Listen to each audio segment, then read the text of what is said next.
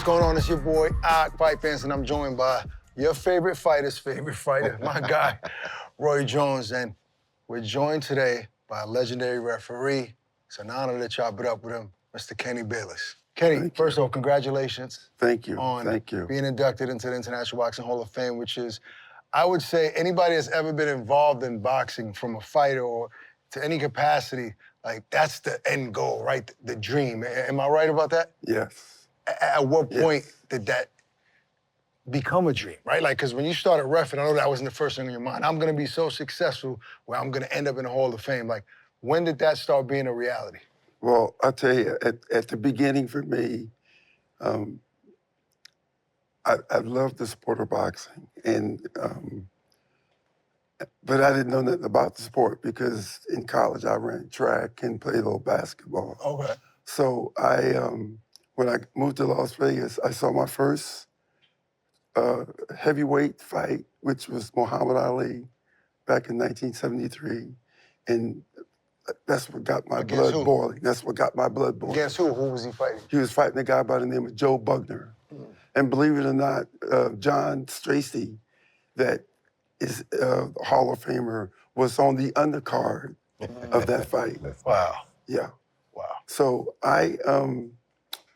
once I decided that I wanted to ref because I got in the amateur program as a judge. And then when I decided that I wanted to be a ref, I asked Richard Steele. He mentored me, took me to the Golden Gloves gym, got me in the ring, started showing me the ropes, teaching me what to do, what not to do. And I started out as a novice referee, and I just worked my way up to become the #1 amateur referee in the state of Nevada. So what about that fight made you want to be a referee? Just being around the sport. And the key thing, Roy, was when I started out judging, I would score the amateur shows, and when I would go to the professional shows, I would stand in a neutral area and I would score it.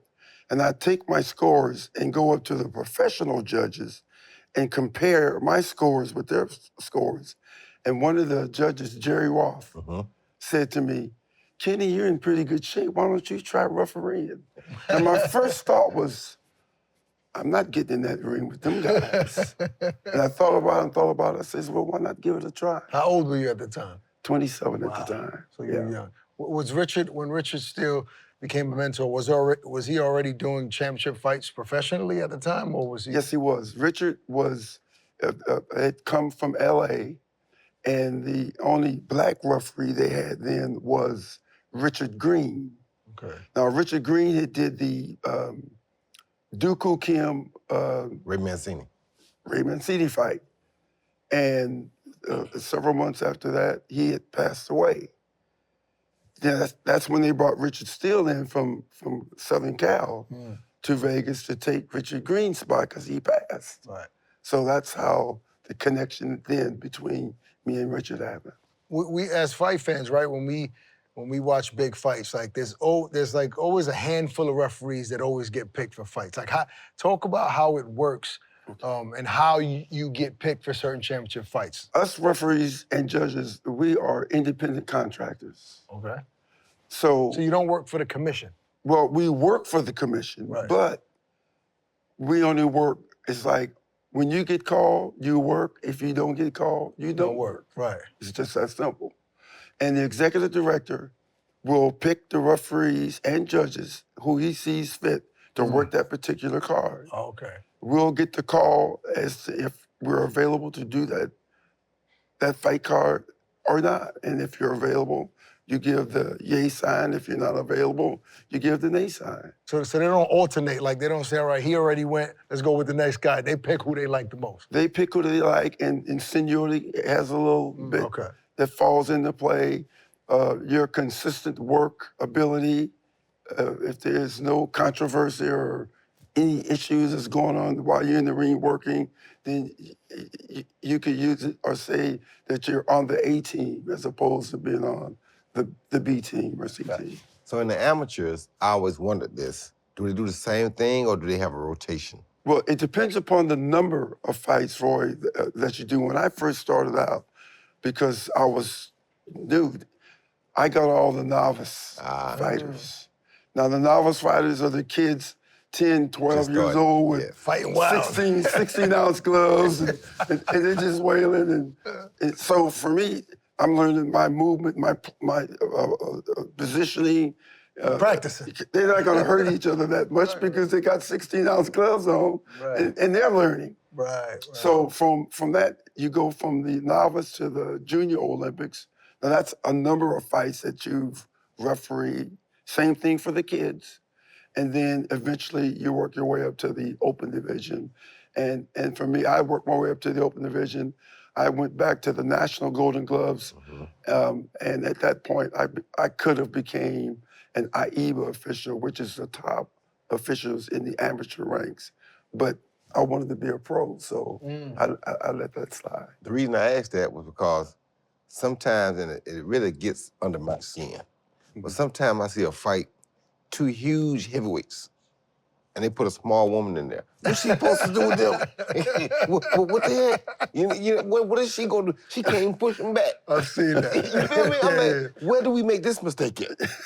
In today's time. Mills Lanes was a small one. He was small, but he different. He had a big voice too, you feel me? Yeah. And he had a lot of experience. And he still was, he had male strength. Yeah. He had a little bit. You understand where I come from? You put a woman in there with these two giant guys, 230, 240 pounds. What is she supposed to do? Well, Roy, you kind of answered your question when you said you got to have a big voice. Yeah. You may be a small person in stature, but you got to have a big voice. Right. Because, I've had some, I'm not going to say issues or difficulty, but I did heavyweights one time with Tyson Fury and Deontay Wilder. But Tyson Fury was 270. Right. And Wilder was 240 or whatever. And though they're going to listen to my commands, when you got two forces coming at each other, you're going to get a good workout. You're going to get a good I workout. don't care who you are. Right. You're going to get a good workout. Have you ever been hurt or like hit with a shot by mistake? I've been hit before. What's the hardest shot you ever been hit by? It was and it was heavyweights. Okay. And I had asked for a break. Right. And as I was stepping in to make sure that they did, the fighter on my right took a swing, and he missed. His opponent slipped it, and that punch came around and caught me right on the top of the head. Ooh. Did you go down? I can take a punch, bro. Okay. If I'd been in the stands, you look, I wasn't there. I'd been out saying, 1, 2. I told him pick the count up. Y'all got it? Well, what happened? Who was the heavyweight? Well, you don't remember? This was years. Yeah, this was years ago. And the fighter, as soon as he did it, he knew he was wrong. Right. So he started apologizing. Oh, okay. And it didn't take long. I mean, maybe a second or two for me to shake it off. Your knees got buckled a little bit. And I gave him a hard warning then, hard, which means you ain't gonna do that again. And but the funny thing was, after the round ended, I went over and picked up the scorecards. And when I went over to give it to the executive director, everybody on that row was looking at the ring. And the first thing they said was, "Are you okay?" You okay, Kenny? Here's a question.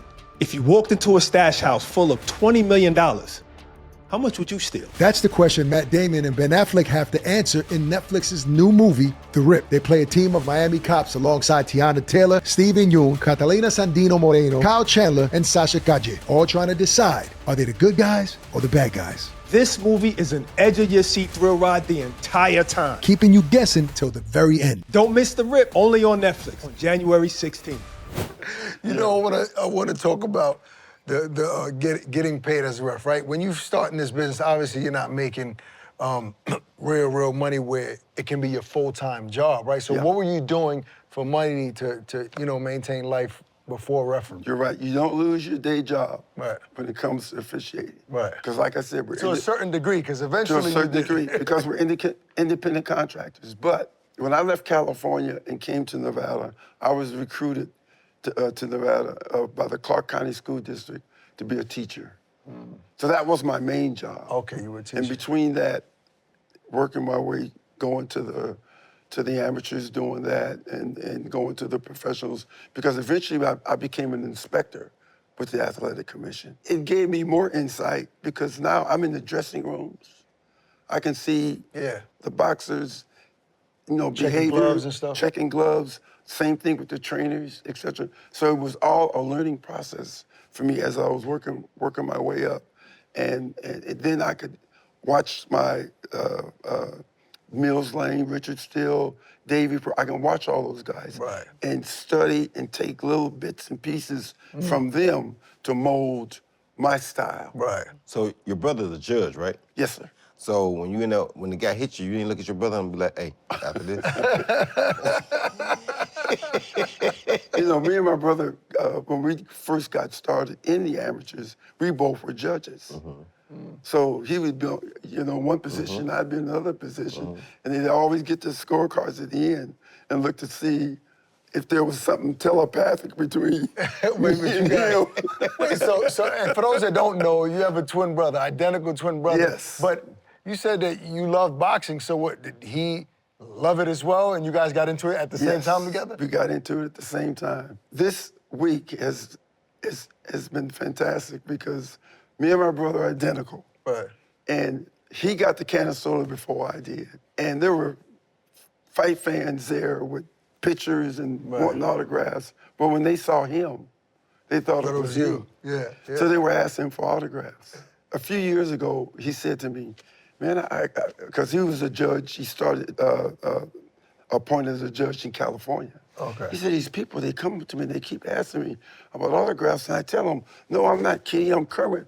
We're twins. Right. And he said, it just go right over their head. It go in my head too, because when I see out there, I don't know the difference. Right. I ain't never gonna know the difference. So he retired, obviously, and that's why he was able to get into Canastota before you? Are you saying, or just coming? No, yeah, just coming. Just coming, yeah, okay, gotcha. to be here. Gotcha. But to finish what I was telling you, so I told him, I said, look, if they don't get it and you telling them that you're not Kenny, Right. then just sign it. Yeah, just sign it. Take the picture with I it. mean, what's the difference? The DNA is the same. The DNA is the same. When they post that picture on Instagram and says it's gonna say Kenny Bayless, Yeah, ain't nobody gonna tell them ain't different. nobody I gonna definitely know. can't tell. I'm saying that's him. So I said, because if you don't, they'll start thinking that I'm the asshole. Exactly. Kenny Bayless wouldn't even give me an autograph. Kenny Bayless wouldn't even take a picture Trying to with say he me. was somebody else. He his twin brother. He ain't got no twin brother. Yeah. At what point were you able to quit your day job? At what fight? At what point in your career were you making enough money where this is all you can do, right? Never quit my day job. Never? I taught school and retired. I taught school for 35 years. Really? So during all of these big championship fights that you were reffing, you were still a teacher? Still a teacher, married, 3 kids. All that was in the mix as well. Wow. What grade did you teach in school? Taught middle school. Did any of your students see you get hit? Because I've been in one of Ken's schools say, teacher, you got a good chin. Well, the good thing about the middle school was that during the course of my career teaching, I was able to take 50, 60 kids sometimes To fights? to the weigh-ins. Oh. To the weigh-ins. Nice. And they loved it. And I still run into kids today that say, Mr. Bayless, I still remember when you got us those boxing gloves and we were able to go to the weigh-ins and get autographs from Oscar De La Hoya and Mike Tyson That's and so on and awesome. so on. I treasure that. Daily. I treasure Yeah. that. I mean, people always wonder about what referees make, right? So that's why I asked you about when you can quit your day job. It was a blessing that you didn't have to, right? Because obviously fights are on Saturdays, right? You know what I mean? You got the whole week free. Yes. Right. But what was the big fight where, when the commission came and the type of money came was different than all the other ones? That was when I did the apparent fight of the century when Mayweather fought Manny Pacquiao. That was the it. fight. Because That was your biggest payday. That was the biggest payday because up until that point, to do a big super fight, referees made $10,000. That's what we Big made. fights, pay-per-view Big fights. fight. Wow. Now, us officials don't get to negotiate what we make. The commission negotiates what we make. Wow.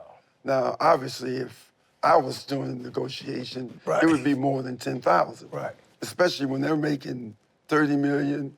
50 million, 100 million in some cases. Tell me about it. That's why you don't do that day job, because If you don't get called, you don't get paid. You get paid. You get paid. Yeah, and if you make a mistake in the ring, and they got to hold you back. So that fight, you didn't, did the commission negotiate for more money because it was they such a did, big fight? Because it was such a big fight, and on that fight. But did you and have now a this say? is But did you public- have a say? Like, did you No, speak to the commission? I Like, could bro, not you guys go got to up to do better them this and one. say, hey, look, this is what Right. you should, how much I should make. No. Because they can say, okay, thank you, Yeah, draw a call line the through next my guy. name and pick somebody else. Of course. Yeah, I don't know about that because the word on the street is that Floyd loved you as a ref, right? Yes, so he he did. petitioned for you. I don't know how true is that. You talk about it. Manny Pacquiao loved me as a ref too. They both did. But you've done a lot of Floyd fights. And I've done a lot of Manny Pacquiao fights. Matter of fact, at one point in time, I had done more Pacquiao fights than I had done Floyd fights. Really? Yes. Wow. I mean, they were close neck to neck, but Do you know how many? How many Floyd fights have you done? well, I did because I did a lot of his exhibition fights after he retired. And believe it or not, I could negotiate how much I make on those exhibition fights, whereas on the professional fights, the commission made that decision. So it's no favoritism, Floyd. You just That's right. And the other thing that made me favorites, on certain fights, our commission will give each camp the name of 3 referees and say, pick one. It don't mean this is the one you're gonna get. Right. But we're giving you some say-so. Gotcha. And then they'll give them the name of 5 judges and say, pick 3. Don't mean that what Right, you right. pick, We you're just- gonna get. I got But you. at least the commission is getting their voice Gotcha. as to who they choose. And after a certain amount of time, if Kenny Bayless' name keeps coming up, then that says something like the about way he my refs. work. Yeah, That says no doubt. something about my work in the ring.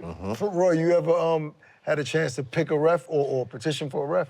I have had a few chances to accept or deny.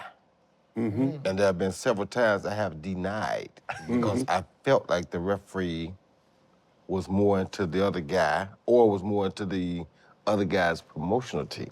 Yes. You remember that ref?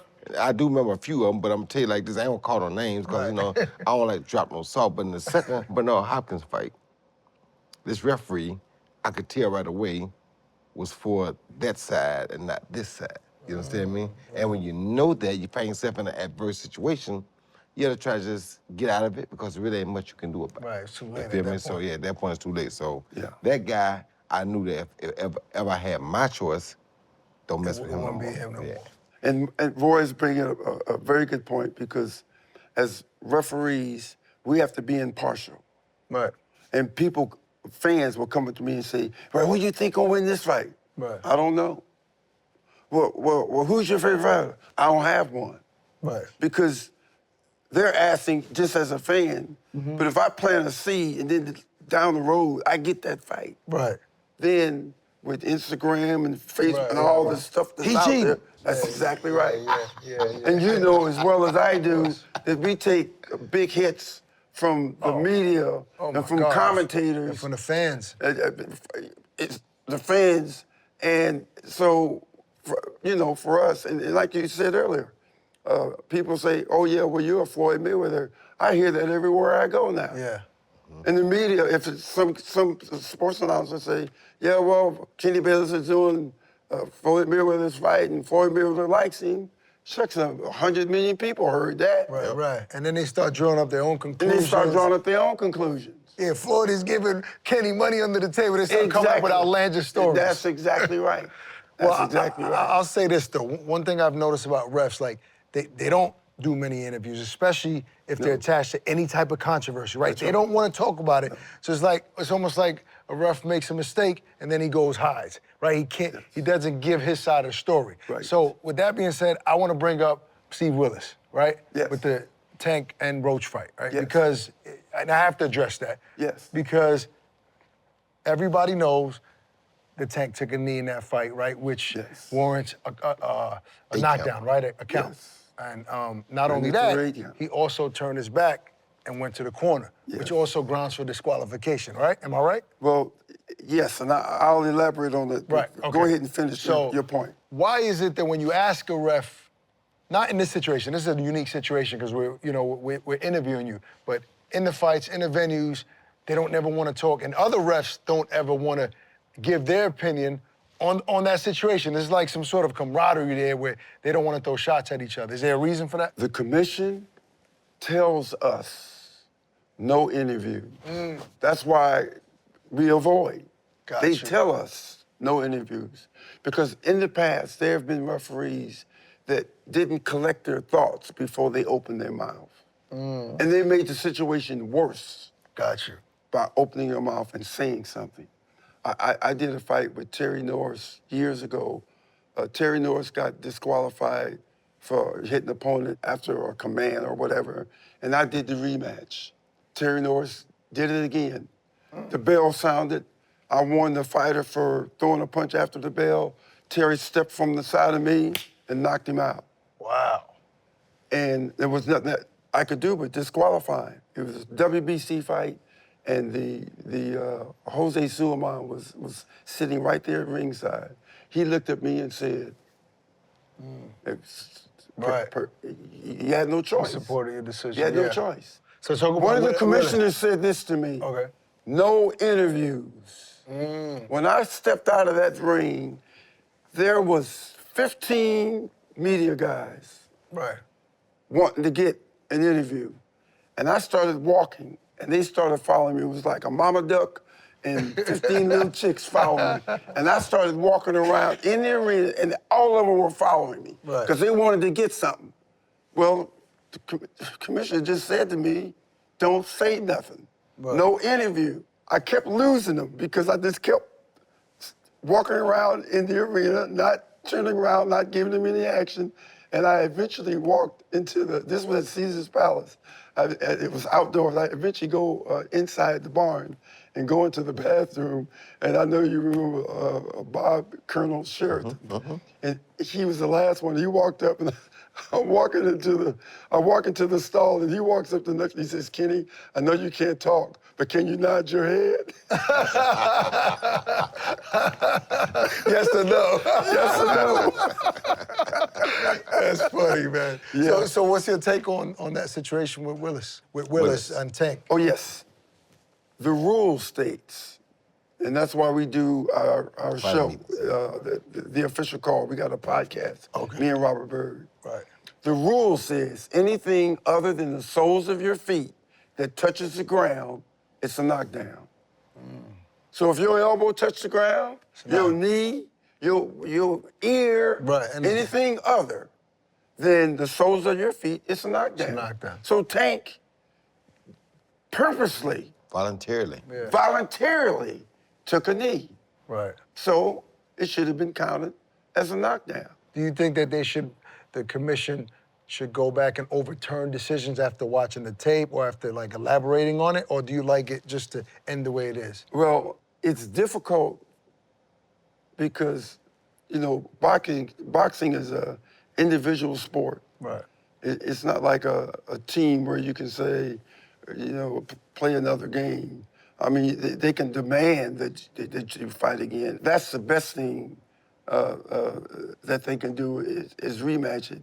But as far as Like we over- are the sole like over- arbiter. We are the sole arbiter. Gotcha. If I make a mistake in the ring, it's on the commission to reprimand me as to how they choose to do it. Because I'm an independent contractor and I'm working for them. But once again, my problem, every other sport, we got instant replay now. Yes. Yep. Instant replay is to fix the mistakes that are made. That's exactly Why right. would we not go to the instant replay, go get the rules, put the rule here, put the instant replay here, Yes. and there go us a real truth of what happened. Yes. And let's make a decision predicated on the real truth that happened. And they have it, Roy, and the problem... In some states, right? Not it in all. started in Nevada first. As a matter of fact, me and some other referees rewrote how the instant replay would work. But they don't always use it. Like Well, there's so that's many what I'm saying. cases. That's what I'm saying. It's crazy. It's used, it's there. The question is, are they going to use it that night, that particular show? That's my point. They it or don't not? always use it. And they should have used it then, but Right, because in New York, it's allowed, right? But understand this: the commission in the Steve Wills situation, they backed him up. They backed him up. They said what he did was Well, no. The commission admitted that it should have been called a knockdown. And when asked, well, what are you gonna do about it? They said nothing. So that's the truth in that situation, to my understanding. So the commission admitted, but decided to still do nothing about it. But my point is still, why do we bring the police to some crimes and don't bring the police to other crimes? That's a great assessment. That's all I'm saying. Why we gonna bring the police all the time if we're gonna use the police? If that's the fair way we're gonna do it, come on, man. Let's just use the police all the time. Or the cameras, or the body cam. Let's use the body cam all the time. Right. Now we ain't got no questions. Don't turn it off. Well, judgment is an issue too, because you asked about when Tank turned his back. Yeah. And in our seminars, we go all scenarios, and it wasn't like Tank was taking a beating at that time. So the fact that he turned his back, Steve Willis had to use some judgment there. Right, yeah. Because... And disclaimer, I'm not saying that, Tank didn't want to fight, he was giving up. I'm just talking about the rules, specifically the exactly. rules. And that's the key to our podcast, is educating the fans about the rules. Because the fans, they need to sit the stands with a couple of beers, and they just don't understand everything that goes on in the ring. I'm with on that part where he turned his back, he wasn't getting beat up or nothing. I do agree with that. Right. Let him go tell the corner to see if something's wrong. He's in practice, go fix it. But taking the knee. Yeah. Right. Taking the knee means I'm volunteering to accept a count. That's right. As a knockdown. That's exactly right. That's the only thing that I had an issue with. Exactly. Because I should say, ref, I got something in my eye. Right. Can you let me go? You understand me? Exactly. I think communication was the better thing to do right there. Yes. And I think if you voluntarily take a knee, that is a knockdown.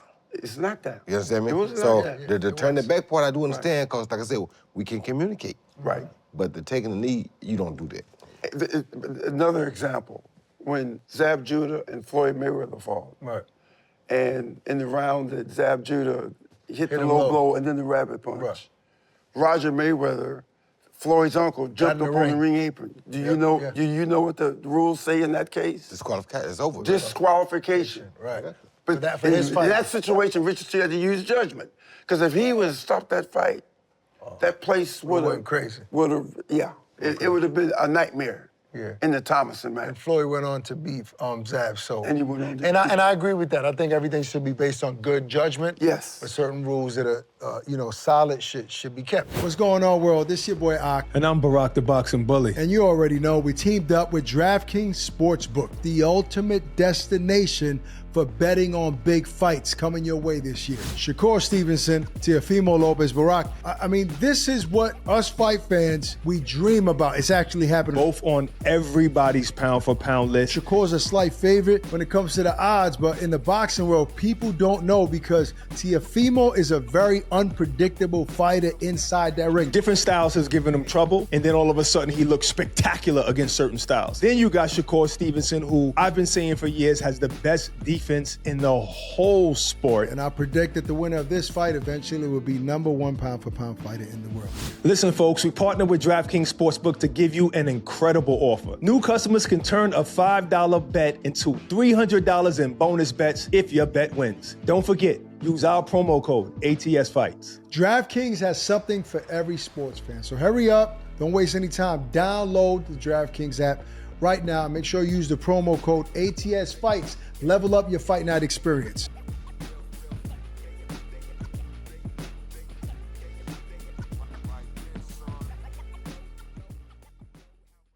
I want to shift gears really quick. I want you to talk to me about the most memorable fight you ever reffed. Well, there has been a few. And the reason why I picked this particular fight, now, the Mayweather-Pacquiao fight will always stand out for me because I was just a guy in the ring exercising. Right. Because I had reffed both of them many times. Right.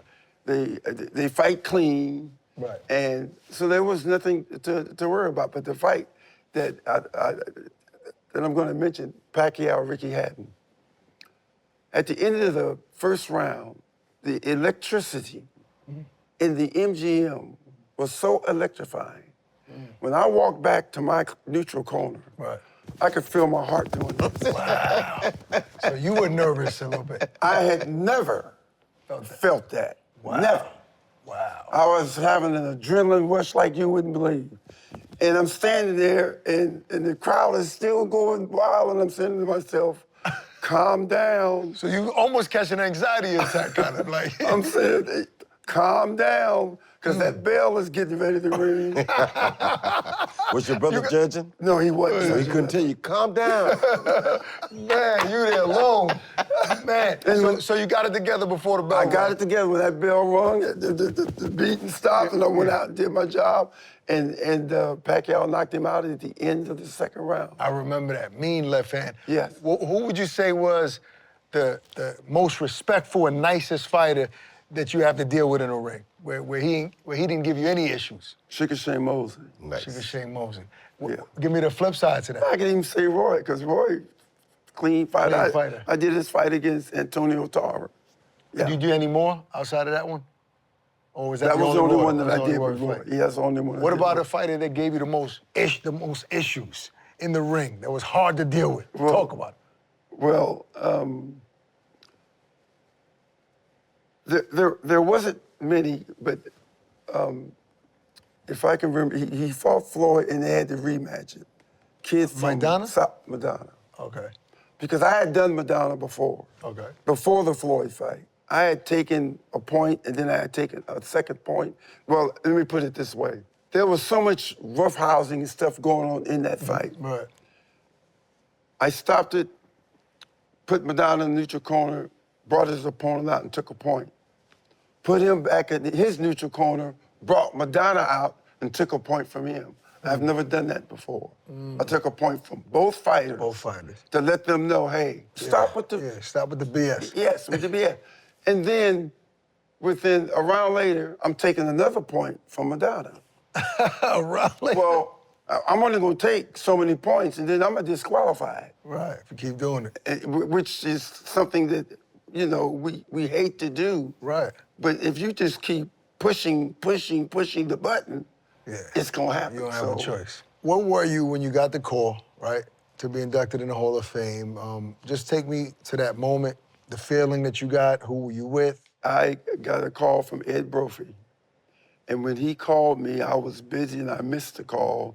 And he left me a voice message and he just said, Kenny, when you get a chance, give me a call.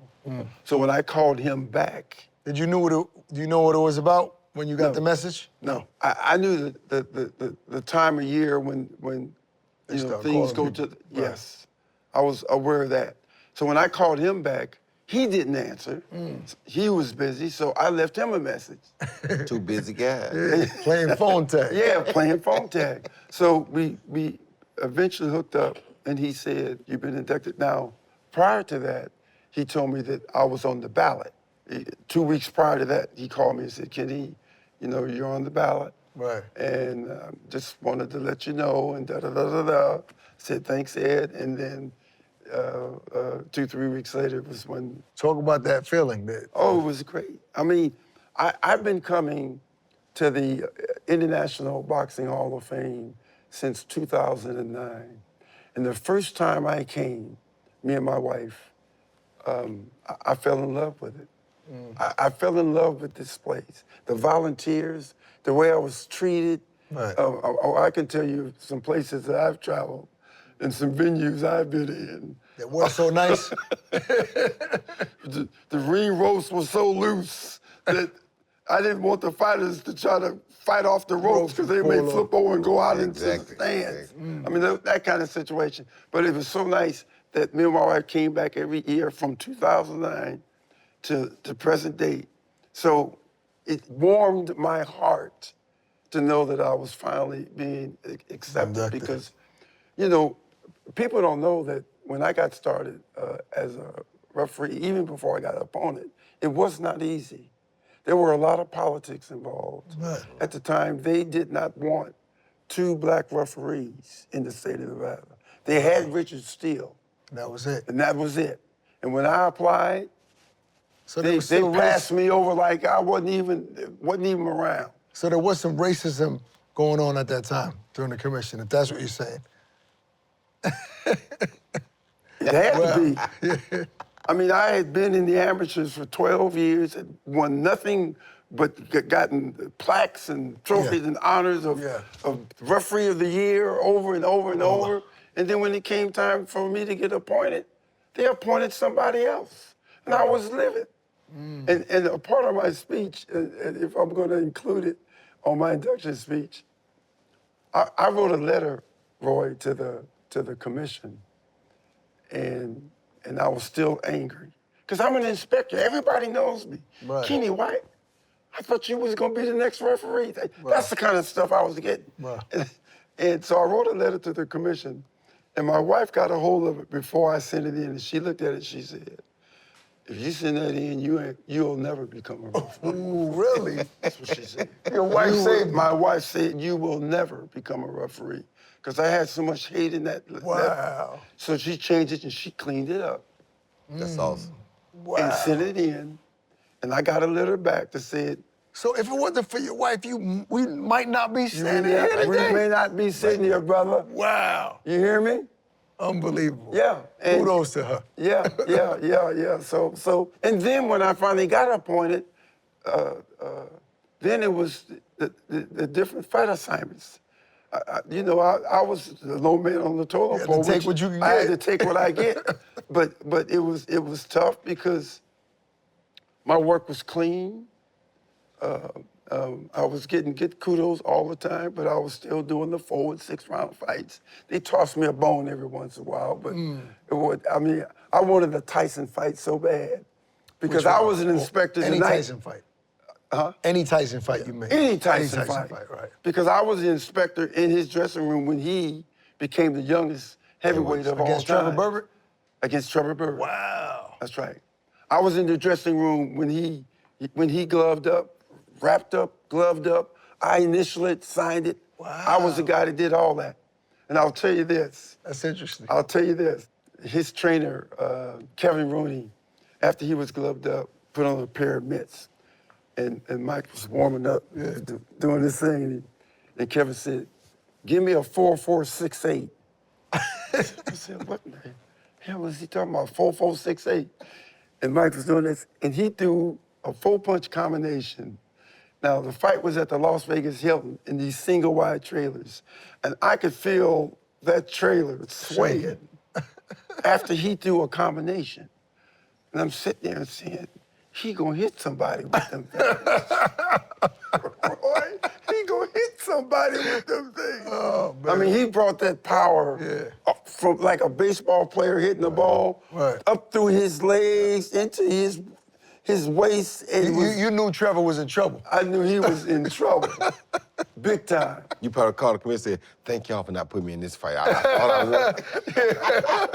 I want to get hit with one of those by mistake. I thought I won it, but this is not the one I want to get hit on by mistake. But I was hungry because I'd been at it for over 12 years, so I wanted Holyfield. I wanted to do Riddick Bowe. I just wanted to be in there, and I wasn't. But that's history now. You're in the Hall of Fame. I might talk now. about that on Sunday. All right, I got to ask you, what fighter, outside of Superman here, right? Yes, did sir. you ever, did you say to yourself, like, damn, this got to be the most skilled fighter I've ever wrestled? Well, you just mentioned his name. Because the time that Roy was playing basketball, you played basketball. Right. Afternoon or early morning. We just talked about this yesterday, playing basketball. Yeah, and then fought that night. And I'm saying to myself, how does he do it? I mean, that's Superman skills. Yeah. That's Superman skills, to be able to do that. Usually the fighter is sitting home, resting, scheduling when he go eat, when he's not go eat. He's got shooting jumpers. But see, he played basketball, so he understands. Oh, okay. He understands. It's an amazing game. I play Yes, it is. I love it. Yeah, you know too, yeah. Man. Yes, it is. Listen, Kenny, I mean, it's an honor to talk to you. Obviously, it's well-deserving of you being inducted in the Hall of Fame. And you're not retiring, though, right? I'm retired. You're retired? I'm retired. The only thing I'll do now is exhibitions, because I get to negotiate. The money. That's exactly right. And the fights that I did, exhibition with Floyd in Dubai and Japan and whatnot. Yeah, The money's good. So if Jake Paul called me, I'm calling you. Yes, sir. Yes, sir. Let's get Kenny those big paydays. There it is. Hey, Congratulations, again, Kenny. brother. Okay. Yeah, thank you. All right, thank you, Roy. Thank you, sir.